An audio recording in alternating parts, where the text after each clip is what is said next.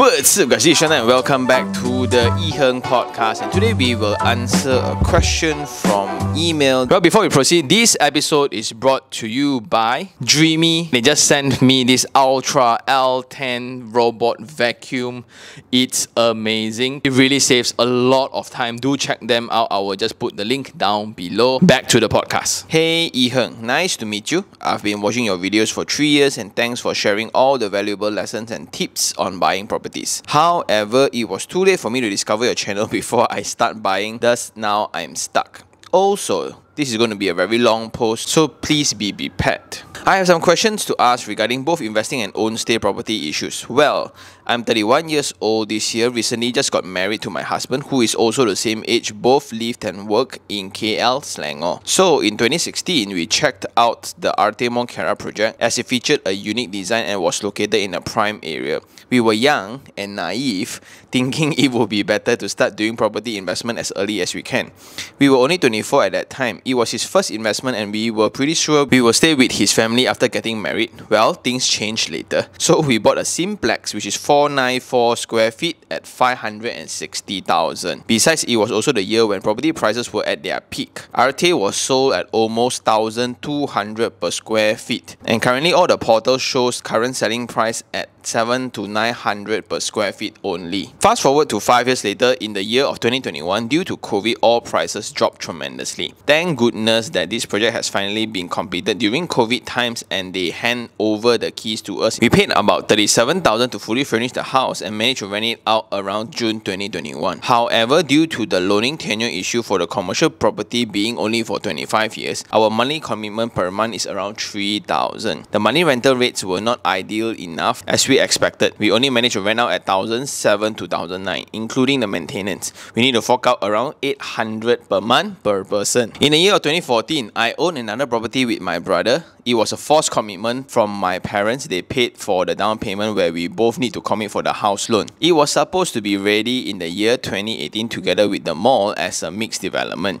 It is located in Selayang, named Selayang Star City. It was our first property, so we are unsure that we should be doing any cross-checking with the developer. It's a studio unit where it is priced at 650 per square feet when we purchased it. Now I realize it was really expensive at that time. If we have to search on Google, it has been saved by Infra Sagi Sendirian Berhad. They were the main con of Selayang Star City and now the White Knight. The project has been renamed 168 Park Selayang. My brother and I felt relief, but the project will only be done by 2024. Given the experience we had with the previous developer, we are too afraid to trust the current White Knight. We also had continued to pay the full loan despite the project being abandoned for years, just not to pay extra interest in the future. Hence, we pay for a total about 1,800 per month for the loan commitment. Early last year, my husband and I decided to buy another property for our own stay. We purchased a unit in Tropicana Miyu, size 851 square feet, as it was the last unit available that comes with 2 car parks. Also the only size we could afford. As my salary is not very high, I fork out about 10% down payment from my savings and the rest of the loan will be paid by my husband. Things got way intense as we start to feel financially hard if we would want to enjoy more things, such as changing a new car or even starting to build a family. Not a plan yet, but might change later. After watching your video, I realized I was too rushed into buying property. Many mistakes were made. I am now seeking your opinion whether what I can do with both of my investment properties, which is the first one, Artemon Kera. Rental rates are too competitive. Lelong units are also selling very low. Should I sell it or should I continue to rent it for another 3 years? Number 2, 168 Park Selayang. Sell it after I got the keys to have less burden or to just rent the unit out empty. Thank you for reading my email. I hope you can reply via email and don't reveal my name. Well, a bit too late to clarify. Let me just call you Miss E. Okay, so thank you very much, Miss E, for sending in the email. And technically at 24, she bought a unit at Artemon Kera at 560,000. So now if you were to check the price, they are losing money. Then the second property is forced by the parents, and this one was abandoned for very long. They were supposed to be ready by 2018. Now 2023, they still haven't get the keys. And the worst thing is they still need to pay for the loan. Then the third one is for a home. They got it at Tropicana Miu, quite a nice one. But then only to realize that monthly commitment is going to be really tight. So what should she do? Like RT Monkiara and 168 Selayang. So first of all, a few things here. Like we all mentioned, like it's very easy to just say the golden rule of investment, right? It's location, location, location. Yes, that's very correct most of the time, but a lot of people don't look at timing, and that's a very crucial part that is really unspoken as much. A lot of people like to tell you, oh, you just buy the right location, right? You wouldn't lose money. So for the first properties case, which is RTA, right, they bought at the peak at 1,200 per square feet. So now the one that just got completed by UEM called Solaris Park, right, it's only 1,200 per square feet and it's so luxurious compared to this one. So a reminder to new investors, right, before you want to buy into a property, a lot of people tend to just look at the ultimate price, which in this case is at 560,000 initially. Oh, 560,000 in Dutamas. Oh, very affordable, ma. It's so cheap, Sean. I can absolutely afford it. But what people don't want to tell you is only 464 square feet that results in 1,001 to 1,200 per square feet. So how is this then expensive or cheap? It should be run through the data of the surrounding projects around the site. So if you look into the neighboring launch, whether is it existing one, and Mont Kiara is around 850 to 900 per square feet, then how much is the Gambut, how much is the latest launch around that area. So you just look through and you somewhat form a median price. And when the median is only like 850 per square feet and you're buying at 1,200 per square feet, right, it's very obvious you are buying on the high side. So it's then a choice whether do you want to invest in a high price one just because it's super branded, or it's going to be the out of this world kind of design. You have absolute confidence in the project developer, or you can just go and buy others which will somewhat guarantee room for capital gains in the future, because it's just very dangerous to buy a particular location at its peak price. So people are taking your price as the benchmark to then price downwards. And looking at the design at RT Mont Kiara, like you said also, it's a commercial project, so it's only up to 25 years in terms of loan tenure. So that 10 years short, right, in terms of the loan tenure really increase the monthly installment. That's why it's way more challenging to break even. So a solution for RT Mont Kiara is running as a short-term stay currently, because during COVID, the entire building almost collapsed. I mean, in terms of monthly installment, that's why there has been a fiesta of auction properties, mainly because a lot of people, they really look forward. The scheme to things is really insane. Everybody was so attracted to the artistic side of things. But we visited before, it really feels like a hotel, and I think it's designed to be like a hotel, and visitors have picked up way higher compared to the COVID days. So I would suggest to look around the project for short-term stay operators or Airbnb operators and find out the rental rates for your daily, for the weekends or whatsoever, and you balance out compared to a long-term tenant. So now every month you get 1,007 to 1,009, right? I'm pretty confident the short-term stay model will work better for you. If you want to split the room further so you can rent out to 2 tenants, right? Tak mungkin because the unit is already so small. So I'll suggest to check that out first. At the same time, find out how much more you owe the bank. So let's say you buy at 560,000, right? So maybe you left around 500 over 1,000 within the loan amount. So even if you were to sell today, if it's lower than 500,000, not only you lose out on the unit, you will need to pay the difference that you owe to the bank. So let's say today it's 450,000, but you owe the bank 500. After you sell the property, you still owe the bank 50,000, which needs to be cleared. So my suggestion for this one is, number one, find out how much you owe to the bank first. Have clarity on your financial position. The second is to look at the daily rental rates for the unit to be run as a short-term stay. So what are the daily rates around? What's the weekend rates? Who is managing there? Can you JV with them? So there are a few models to this. You can actually run and operate yourself as an Airbnb operator, but it takes way longer, but it's actually way more troublesome to do so. You need to manage the unit, you need to manage the keys, you need to clean the unit, do house rule, find listing. It's a full-time job actually. If you don't do it yourself, you can always JV with an operator to do it. So they will have a profit split. Maybe like they take 80, you take 20 after the base rate or whatsoever. So there are ways to go around it. Go find out. Then the third thing is to kind of sit on this a little bit because not to guarantee higher capital appreciation, but to reduce losses in your case. Because the location now is really picking up. You have Solaris Park just handed over. You have M1, which is a mixed development next to the court. Then you have a few more launches. Then you also have the potential MRT3 around the area. Arte itself is launching Arte Solaris next to Solaris Mont Kiara. So all those kind of thing will somewhat bring in more people. So this one has higher potential than the next one. So this one, I think you can hold. The second one then, the 168 Park, right? I think when you say you can only get the keys in 2024, which is next year, right? This is something that I really need to speak out to parents, right? Sometimes when they walk into sales galleries, right, they very clearly know that they cannot buy because of the commitment. So they take this as a love gesture to pay the down payment, force the siblings to have one property together. Don't know for what. I seriously don't understand this gesture. Well, how I hope my parents get to give me one. Like, oh, here this you have one property, we pay the down payment. But if you want, you give me entirely, right? Why do you give me the down payment and you ask me to kind of go through the suffering of this? And now it's obvious that they didn't go through the homework that we do, just that because that day they feel good. And this is one thing, right? Like road shows that agencies or developers run in Tesco, those hypermarket, right? It works because it hits this target audience.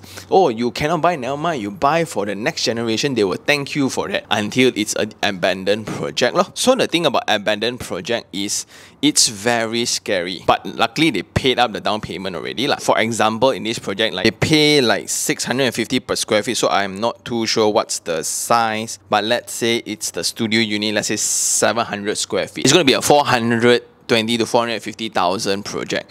And they paid up front, so you take 400,000 loan, split payment, right? So let's say the project started, the developer hired the main contractor to actually build the foundation, and they start claiming money from your bank. So they claim the first 10%, then the second 15%. Then until the concrete stage, most of the time is during this structural stage, right? Right before the wiring stage, developers will choose to leave one. So something about developers here is that not all developers have full amount of the development costs before they launch a project. It means that they really depends on bridging loan as well as the sales status, because that guarantees cash flow from the banks of the buyers. It means if the project is sold at 50%, right?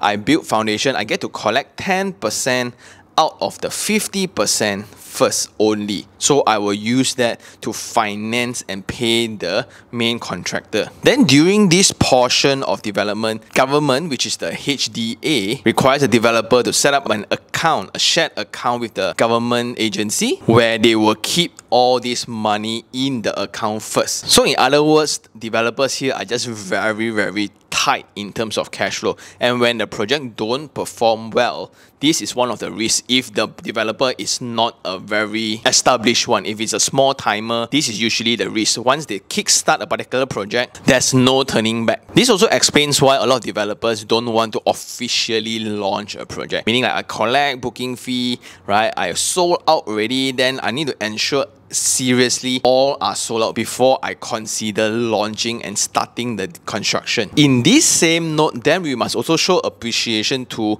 established developers, right, where their pockets are very deep. Before even the project is launched, land is cleared and construction has been started. So they will try to bridge the construction period, where now the norm is around 4 to 5 years time. So for this one, it's almost similar mistake like your first one, you bought at the peak, blur blur, don't know whether is it expensive or cheap, but never mind, it's a gesture for the children. Going back to the construction stage where the developer choose to leave or abandon the project, right? Let's say the bank coughed out 50% of the project already, which means it's around 250,000. So Miss E here and the brother will need to pay the installment for the amount that was released by the bank. It's not a legit excuse to say, hey, my house is not ready, ma. What am I supposed to do? The bank do not care. The bank will still insist that you pay and clear the amount that is owed to them, which is half of the amount that they release to the developer who has left. Yeah, pretty shitty. And how HDA, which is the Housing Development Act, choose to protect buyers in this sense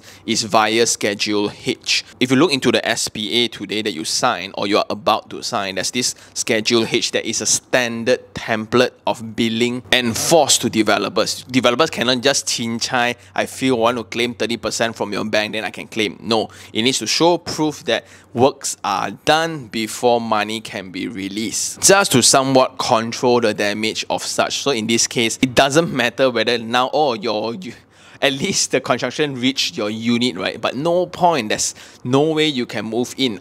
And the only way to salvage these kind of cases is via a white knight, like Miss E said. And this usually happens to main construction companies where they are usually cash loaded and they have the expertise to rebuild everything instead of developers who needs to hire another main contractor to do the job. So main con companies will usually take over, and this is when it gets really sticky. Some owners who still want to make money out of this, right? And it's very, very difficult. You are already at a loss. It's going to cost way more, right, to work on a halfway abandoned project compared to a brand new one. Well, now the good news is it has been rebranded and now it's on the way towards handover next year, I hope for you. Whether to keep it or not, it again depends. Some of the same strategies apply. So now, how much loan have you guys serviced and how much you owe to the bank, and what would be the rental rates like? I don't know. If the rental rates can cover and the mixed development really works and it really complements each other to have a very healthy community hanging around the site, right, then maybe it's a good thing. But my doubt will be on the address itself. There are not many successful projects within Selayang itself so far. Well, maybe this one will change. I'm not too sure, but let's see. So now the first thing is until VP.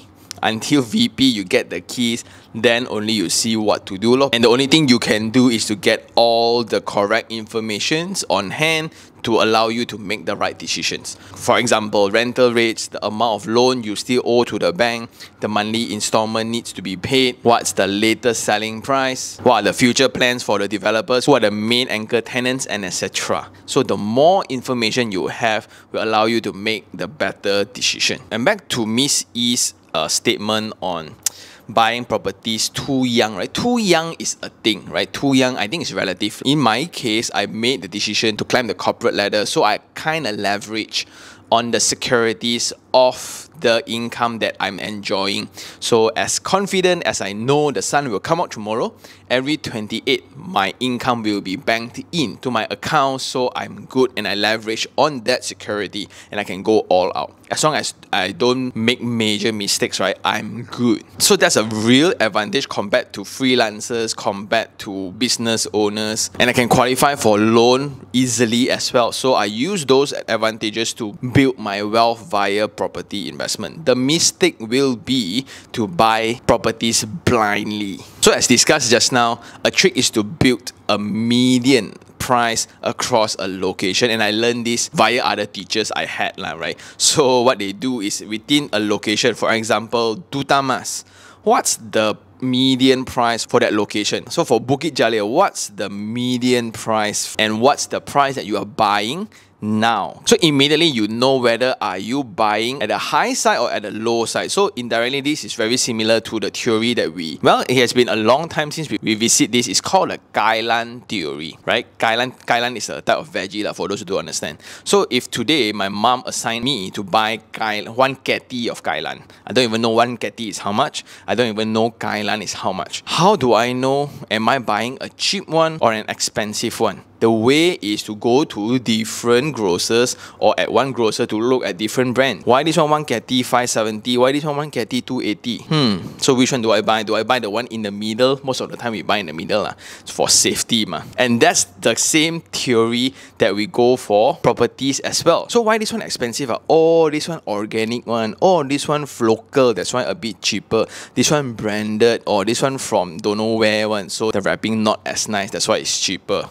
Just like properties. Oh, this one full residential. Oh, that's why it's expensive. Oh, this one comes with the facilities that is extravagant. It's meant for short-term stay or whatsoever. Yeah, you get my picture. So in how to determine whether are you buying high or low for a particular location, we need to always fall back to the median price of the location. Yes, that's important to buy properties that we can afford, but we also must know, are we buying the property at the high price or at the low price compared to the current market price? So what makes a good buy, in my opinion, is when you buy somewhat below market value. It's not below bank valuation, it's not below the highest price property in that area. It's to go along the median. And I realize that's how real property investors, right, that has like 20, 25 properties, how they run. Because how are they so confident that they will not lose money? Not say make money first lah, not lose money. It's by going through this median price of a location as the reference point to not overspend.